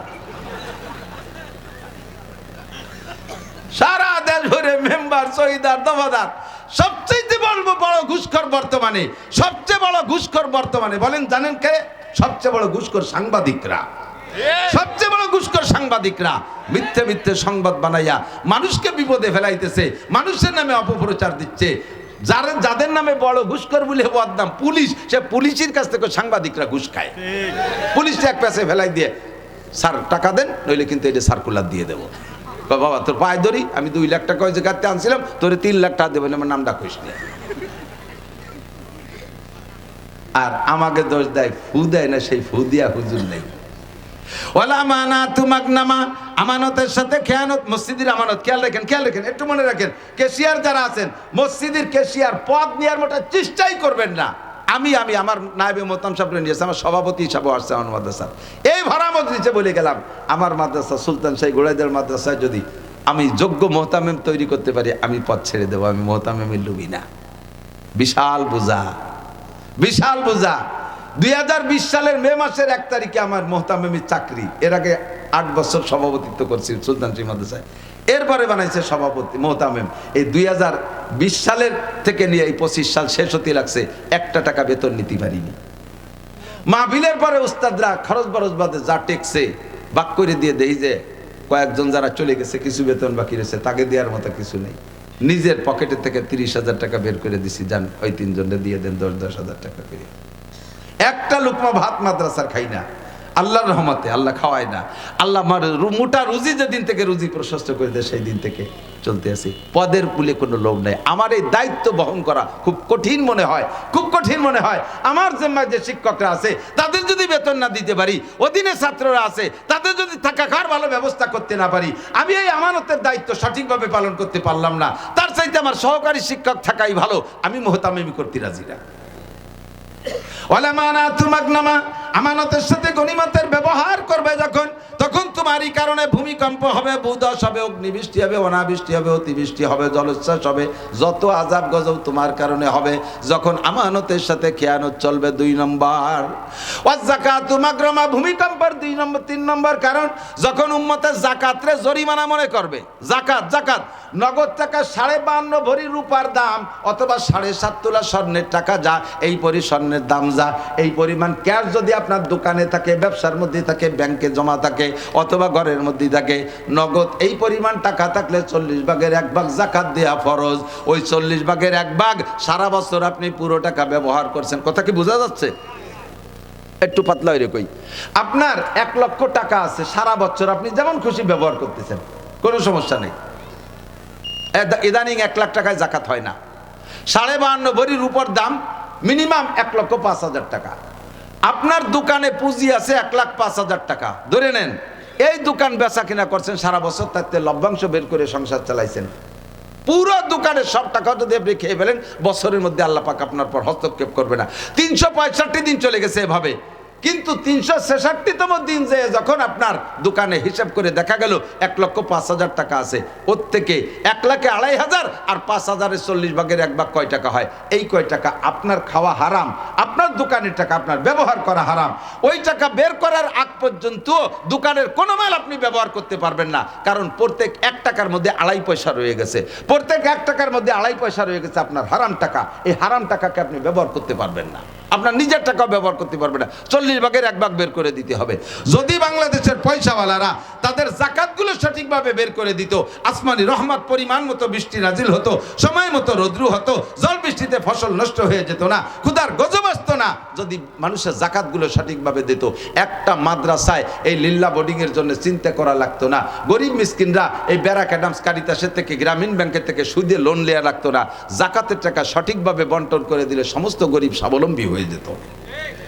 ব্যবস্থা সেভাবে না করিয়া থানায় থানায় লিখে দিয়েছে সাইনবোর্ডে এক একখান, ভিক্ষুক মুক্ত, ফকির মুক্ত বলমারি, ফকির মুক্ত সালতা, ফকির মুক্ত নগরকান্দা।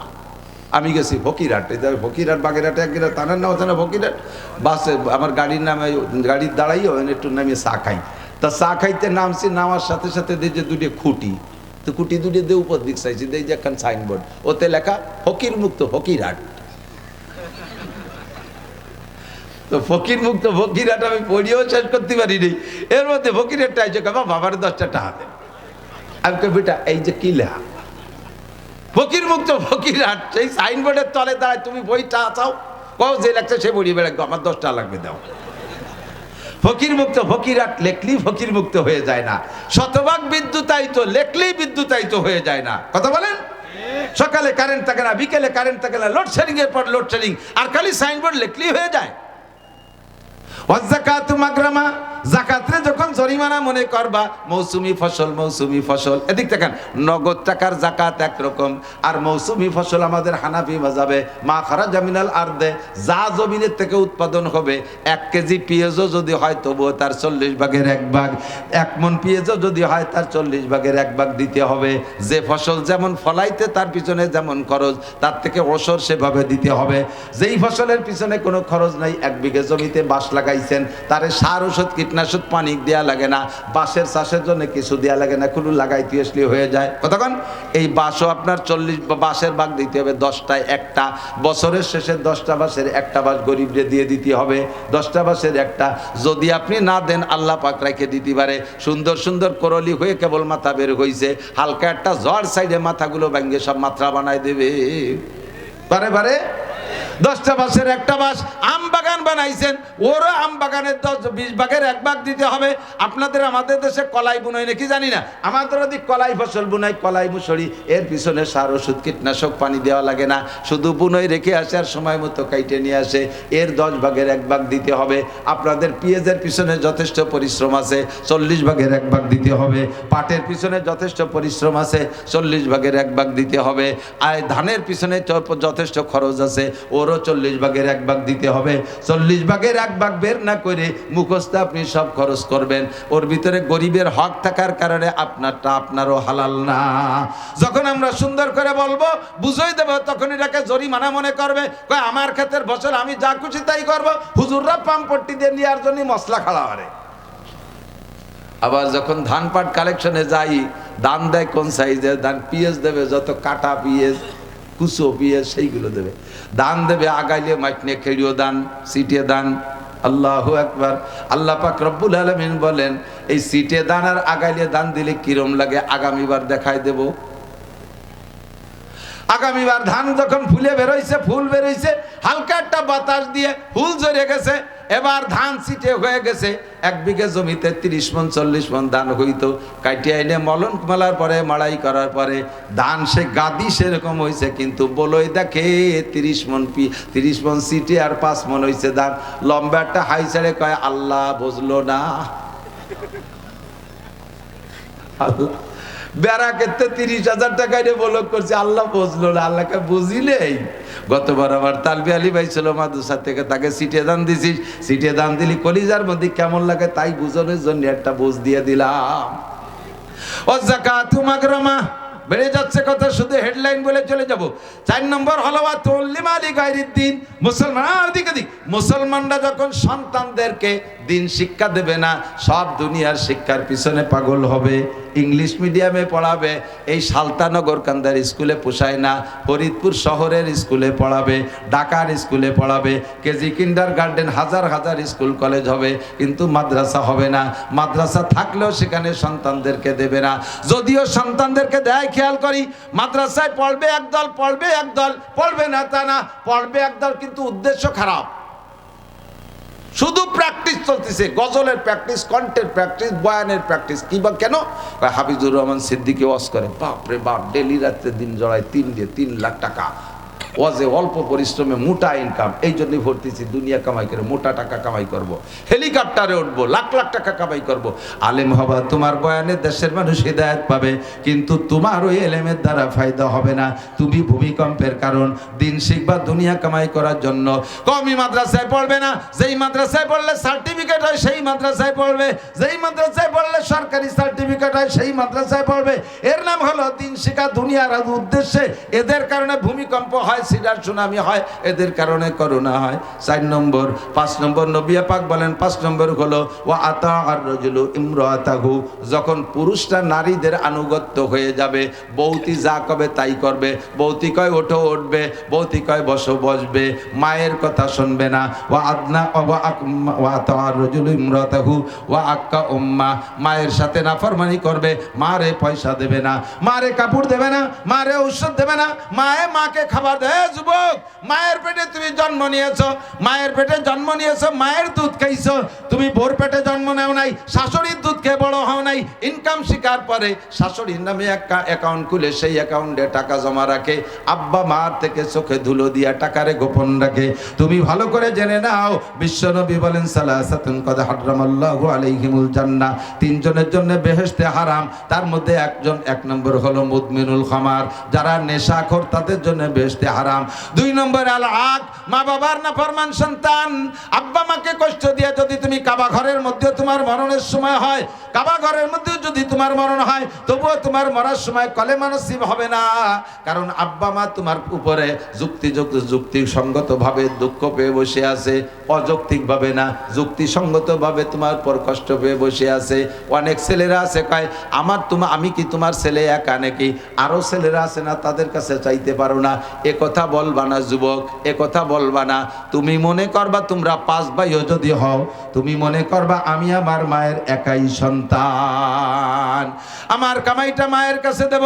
আরে ক্যাশ টাকা আইনা আব্বা মার হাতে দে গুনাবা, 1 লক্ষ টাকার একটা বান্ডিল। আব্বা তো যখন ইনকাম করতে জানতেন তখন বাংলাদেশে 1000 টাকা জন্ম নেই 1000 টাকার নোট।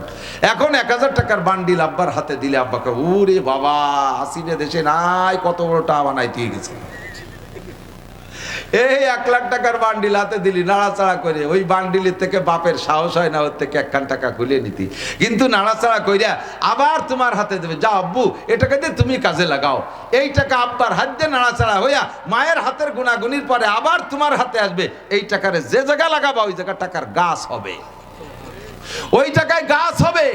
আর আব্বা মার চোখ ফাঁকি দিয়ে আব্বা মার হাত ফাঁকি দিয়ে শাউরির হাত দিয়ে গুনাইয়া টাকার বরকত নিবা, ও টাকা যে জায়গা লাগাবা কারুনি সম্পদের মতো মাটির তলে চলে যাবে। ব্লকের মেশিন পুতপা তাই যে পানি বেরোবে না, ফক ফক করে গ্যাস বেরোবে। ওয়াদনা সাদিকাহু আকসাবা, কিয়ামতের আলামত নবী পাক বলেন ভূমিকম্প আর ঘূর্ণিঝড়ের কারণ কি? নবী পাক বলেন ওয়াদনা সাদিকাহু আকসাবা, বন্ধু বান্ধবের পিছনে হাজার হাজার লক্ষ লক্ষ টাকা খরচ করবে কিন্তু আব্বার লুঙ্গি কিনে দেবে না। আব্বা একটু তবলিগে যাইতে 5000 টাকা চাইলে সে সময় টাকা থাকে না, চার দোকানে বসে পিঠাগিরি দেখায়, মিষ্টির দোকানে বসে হাজার হাজার টাকা নষ্ট করে, নির্বাচনের 5 লক্ষ লক্ষ টাকা খরচ করে, অথচ আব্বার জন্য ঔষধের টাকা জোটে না। এই তোর কারণে দুনিয়ায় ভূমিকম্প হয় আর গজব হয়। এরপরে হুজুর বলেন 4 8 9 নম্বরে হলো হুজুর বলেন ওয়াজাহারাতিল আসওয়াতু ফিল মাসাজিদ, বড় বড় মসজিদ হবে, মাসাজিদুহুম মুতাআমিরাতুন ওয়া হিয়া খারাবুন আনিল হুদা, মসজিদ বানাইয়া পাল্লা দেবে। ওদের মসজিদ কি দিয়ে বানাইছে? কয় ইট দেয়ার রং করছে, শুধু টাইলস করে নাই। কয় না আমাদেরটা টাইলস হবে। ওদেরটা কি টাইলস দেশে? কয় আকিস কোম্পানির। আমাদেরটাই হবে মার্বেল টাইলস। ওদেরটার ভিতরে বাতাসের কি ব্যবস্থা? ওদেরটার ভিতরে ফ্যান দেশে। কয় আমাদেরটাই হবে এসি। ওদেরটাই কি ফ্যান দেশে? কয় 52 ইঞ্চি ফ্যান দেশে। আমাদেরটা হবে হেলিকপ্টার সাইজের ফ্যান। দেখছেন হেলিকপ্টারের ফ্যান, বড় বড় ফ্যান, এক ফ্যানে সারা মসজিদ। ওই যে যদি না দিয়েছেন বাঙ্গা ঈদগাহ মাদ্রাসার মসজিদে দেখবেন নিক্সন চৌধুরী ফ্যান কটা আছে, তার 1-8টা ফ্যানে এক হেলিকপ্টার উড়তে পারে। পাল্লা চলবে মসজিদ বানাইয়া। ওদের মসজিদে নরমাল কার্পেট, আমাদেরটা হবে মখমল, গালিচা হবে 1 ইঞ্চি। এইভাবে পাল্লা চলবে, কিন্তু মসজিদের ভিতরে মুসল্লি থাকবে না। ফজরের আজান দিলে ইমাম, মুয়াজ্জিন আর বুড়ো একজন মুসল্লি ছাড়া মুসল্লি নাই। ওক্তীয় নামাজে কোন কোন মসজিদে আজানের ব্যবস্থাও থাকবে না। এইগুলো হলো কিয়ামতের আলামত, ভূমিকম্পের কারণ। যেগুলো বলছি সামনে হবে না সব রানিং হয়ে গেছে। একটু জোরে বলেন চলছে কি চলছে না? এরপরে হুজুর বলেন এই 3টে ইম্পর্টেন্ট, ভেরি ভেরি ইম্পর্টেন্ট 3টে। এরপরে হুজুর বলেন ওয়াসাদাল কবিলাতা ফাসিকুহুম, কওমের নেতৃত্ব দেবে, মেম্বার হবে, চেয়ারম্যান হবে, মাতুব্বার হবে, এমপি হবে কারা? সাদাল কবিলাতা ফাসিকুহুম, ফাসেকরা হবে কওমের নেতা। ফাসেক কাকে বলে? যে রেগুলার বুঝে বুঝে কবিরা গুনাহ করে, দাড়ি কাটে ফাসেক, নামাজ পড়ে না ফাসেক, রোজা রাখে না ফাসেক, হজ ফরজ হইছে করে না ফাসেক, যাকাত ফরজ হইছে করে না আদায় করে না ফাসেক, বউ বাচ্চারে পর্দায় রাখে না ফাসেক, নিজেও বেপর্দা করে ফাসেক। আল্লাহু আকবার। নামাজ কালামের দ্বার ধারে না, সুদে কারবার করে ফাসেক, ঘুষের কারবার করে ফাসেক, দুর্নীতি করে যে ফাসেক। এই সমস্ত দুর্নীতিবাজ ফাসেক ফুজ্জাররা যখন কওমের নেতা হবে তখন ভূমিকম্প হবে, কারণ ড্রাইভার নষ্ট হইয়া গেছে। ওয়াসাদাল কবিলাতা ফাসিকুহুম। এরপরে হুজুর বলেন ওয়াকানা জাইমুল কওমে আরজালাহুম, কওমের চিন্তাবিদ হবে। জাইম মানে চিন্তাবিদ। কওমের মাতুব্বারি করবে কারা? আরজালাহুম। আজ থেকে 30 বছর আগে যারা এই মাঠে ক্ষেত খামারে কিষেন কামলা দিয়ে বেড়াইছে, পরের বুইতে পিঁয়াজ লাগাই বেড়াইছে, পরের জমির পাট কাটিয়ে বেড়াইছে, এই সমস্ত কিষেনরা হঠাৎ করে আঙ্গুর ফুলে কলা গাছ, বিশাল ধনী ছেলে একটা আমেরিকা চলে গেছে, মাসে 5 লাখ টাকা পাঠায়। হঠাৎ করে আঙ্গুর ফুলে কলা গাছ, সালতার থানা সদরের ভিতরে বড় বিল্ডিং, ফরিদপুর শহরে বিল্ডিং, ঢাকা শহরে জায়গা রাখা শুরু হয়ে গেছে। এই সমস্ত মূর্খ অশিক্ষিত কিষেনরা যখন হবে সমাজের মাতুব্বার, এরা হবে মাতুব্বার। অমক মাতুব্বার না থাকলে কি বলা হয় সালিশ হবে না। এইরকম মূর্খরা যখন কওমের নেতৃত্ব দেবে, এর জন্য মাকাবতা শাররিগি। ভাই আমার দিকটা কেন? উকরিমার রজুলু মাকাবতা শাররিগি, মানুষকে সম্মান করা হবে তার ক্ষতির ভয়ে। যদি সার না কই, মাতুব্বার না কই, কাকা কাকা কই না ডাকি, নেতা নেতা কই না ডাকি, আবার কোন পেছে ফেলাইয়া মামলায় ফেলাই দেবে, কোন বিপদে ফেলাই দেবে, কোন পেছের মধ্যে ফেলাই দেয়, এই ভয়ে তারে সম্মান করা লাগে। নইলে সে যে সাইজের মানুষ তারে পাউ দিয়ে লাইথ নিয়ে পার ইজ্জত যায়। কতক্ষণ লাইথলিও পারিজ্জত যায়, অথচ তারে বস বস সেলুট দিয়া লাগতেছে। কারণ যদি সেলুট না দেয় কোন বিপদে ফেলাই দেয়। এইটা কি বাকি আছে না চলছে? এটা বাকি আছে না চলছে? তাহলে দাইয়েবে বুড়ির ভাষায় হাত দিয়ে লাভ নাই যে যত হুজুর তত আপদ বিপদ। সব কিছু হিসেব করে দেখেন কারা। আল্লাহর কসম এই জাতীয় সমস্যা হুজুরদের মধ্যে একটাও নাই, দিনদার মানুষের মধ্যে একটাও নাই। কথা কন, সবগুলো ওই সাইজের। এরপরে হুজুর বলেন ওয়াজাহারাতিল মাআজিফ ওয়াল কায়নাত, বাদ্যযন্ত্র এমন বাড়বে মুসলমান নিজেদের ধর্মীয় প্রোগ্রামের মধ্যে পর্যন্ত বাদ্যযন্ত্র নিয়ে আসবে। ইদানিং দেখেন ইউটিউব খুলে দেখেন যত ইসলামিক সঙ্গীত আছে, ইসলামিক সঙ্গীতগুলো ইসলামিক সঙ্গীতরাই কণ্ঠশিল্পী বিভিন্ন গোষ্ঠী বানাইছে, কলরব গোষ্ঠী, আরো কারা কারা গোষ্ঠী আছে। এই গোষ্ঠীতে যত গান গজল গায়, ধর্মীয় গান, প্রত্যেকটা গানের ভিতরে চালায় দেখেন বাজনা মিক্সার, আছে না নাই? মুসলমানের বিয়ের অনুষ্ঠানে বাজনা ডেক্সেট বক্সের বাজাইয়া এই বিবাহের অনুষ্ঠানটা নষ্ট করে ফেলে। বিবাহের অনুষ্ঠানের ভিতরে যদি বাজনা বাজানো হয় ওই বিয়েতে বরকত থাকে না, ওই বিয়ের ভিতরে খোদার গজব আসে। আল্লাহু আকবার। এদের কারণে ভূমিকম্প হয়। অশরী বাতিল খুমুর 14 নম্বরে হুজুর বলেন যখন দেশে মাদক বেড়ে যাবে, যুবকরা মদ খাবে স্বাভাবিকভাবে ওপেনে, মদ গাঁজা এবা ফেন্সিডিল। আপনাদের এদিক থেকে এগুলো চলে না? এদিক আছে গাঁজা খোর? বাবা খায়, বাবা এদানিং বলে আঠা খায়। সুবহানাল্লাহ। আমি ঢাকা গেছি, মুন্সিগঞ্জ হজ করতে যাওয়ার পরে একজন এসে কয় হুজুর নতুন আর একটা খাবার দাবার হয়েছে। সেটা কি?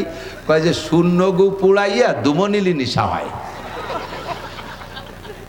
আমি বললাম আল্লাহ তোমার পায়ে ধরি, এরা আপাতত শূন্য গু খাইয়ে থামিয়ে যাক, কয়দিন পর কাঁচা গু না খায়, নিজেই পায়খানা করে না খায়। হারামখোর নেশাখোর এগুলো বেড়ে যাবে। আজ থেকে 10-20 বছর আগে এত শুনি নেই কথা কন। এখন যেভাবে ওপেন হয়ে গেছে, আঞ্চলিকভাবে ডিলার হয়ে গেছে, ঘরে ঘরে দাঁড়ে দাঁড়ে পৌঁছায় দিচ্ছে। আল্লাহ হেফাজত করে। এগুলো তোমাদের কারণে ভূমিকম্প। 15 নম্বরটা বলে শেষ করে দেই। 15 নম্বর হুজুর বলেন ওয়ালানা আখিরু হাযিহিল উম্মতি আউওয়ালাহা, শেষকালে কিছু পণ্ডিত বের হবে, যেই পণ্ডিতরা আগের মহামনীষীদের লুকমা দেবে। কয় কি ইমাম আবু হানিফা কাফের ছিল, আবু হানিফা মুশরিক, ইমাম শাফি লেখাপড়া জানতো না, আহমদ ইবনে হাম্বল কিছু জানে না, ইমাম মালিক মূর্খ লেখাপড়া জানে না, লেখাপড়া জানে জাকির নায়েক, লেখাপড়া জানে আব্দুর রাজ্জাক বিন ইউসুফ, লেখাপড়া জানে যত পাঙ্কু আহলে হাদিস আলারা। দুইখান ছটি বই পড়ে বহুত বড় বড় আলেম হইয়া যায়। বড় বড় আলেমদের লুকমা দেয়। সদর সাহেবের নামাজ হয় নাই, বাহিরদের খুজরির নামাজ হয় নাই, তবলিগ আলাকে নামাজ হয় না। কথা বলেন আছে না? বলনেওয়ালা একদল আছে। লানা আখিরু হাদিল উম্মাত আউওয়ালাহা, পুড্ডর খুজরির নামাজ হয় নাই। এই সমস্ত বড় বড় আলেমদের নামাজ হয় নাই। পূর্বের মানুষদেরকে লুকমা দিয়া শুরু করবে। ওয়ালানা আখিরু হাদিল উম্মাত আউওয়ালাহা। হুজুর বলেন এই 15টা কাজ যখন রানিং হবে, ফারতাকিবু ইনদা যালিকা রিহান হামরা, অপেক্ষা করো, তখন তোমাদের বাতাস গরম হয়ে যাবে। ওয়া জালজালাতান, ভূমিকম্প হবে। ওয়া মাসকান, মানুষের চেহারা বিকৃত হবে, চরিত্র নষ্ট হবে। আর কি? ও কাজফা, আকাশ থেকে শিলা বর্ষণ, পাথর বর্ষণ হবে। এর একটাও বাকি নেই, সবই কিয়ামতের পূর্বাভাস। আল্লাহ পাক এই দেশকে এই সব গুনাহ থেকে হেফাজত করুক। জোরে বলেন আমিন। রাষ্ট্রীয়ভাবে সবাই ভালো হয়ে যাক, নেতারা ভালো হয়ে যাক, সবাই ভালো হোক। আমরা এখানে যারা বসা আছি, এই যে 15টা দোষ বলছি, এর 2-1টা আমাদেরও কেরকের মধ্যে আছে না নাই? কথা কন না কে? আছে না নাই? আমরা যার মধ্যে যে কয়টা আছে সেই কয়টার থেকে এক্ষুনি তওবা করে ফেলি। আস্তাগফিরুল্লাহ বলে, আস্তাগফিরুল্লাহ। মুখে আস্তাগফিরুল্লাহর সাথে অন্তরটারে তৈরি করেন, আমি জীবনে কোনোদিন এই গুনাহগুলো করব না। আস্তাগফিরুল্লাহ আস্তাগফিরুল্লাহ আল্লাযী লা ইলাহা ইল্লা হুয়াল হাইয়ুল কাইয়্যুম ওয়া আতুবু ইলাইহি। দোয়া করবেন, দোয়া করবেন। আচ্ছা দোয়া আপনি করবেন, কিন্তু একটু এটা রিপোর্ট করে শুনে দিতে আর মানে বসি দোয়া হবে মুক্তাসার।